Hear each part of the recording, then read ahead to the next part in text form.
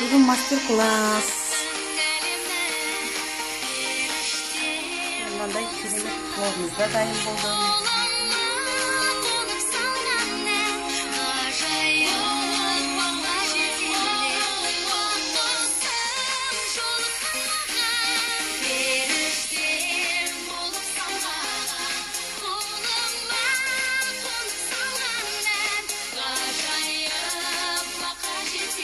Mantımız kundurulğanda түсінген мантым пісіп.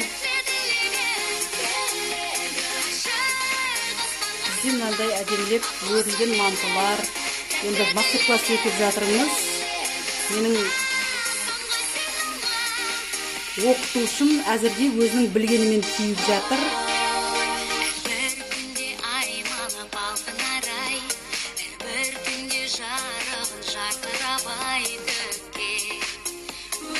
Үш түрі бар өрудің.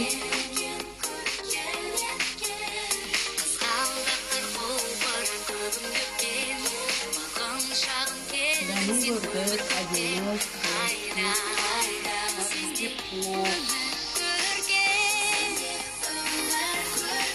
палау, қазақша палау.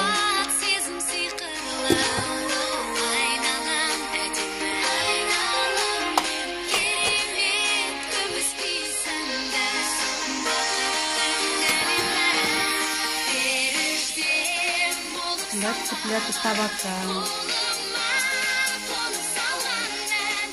Мында Кулебай.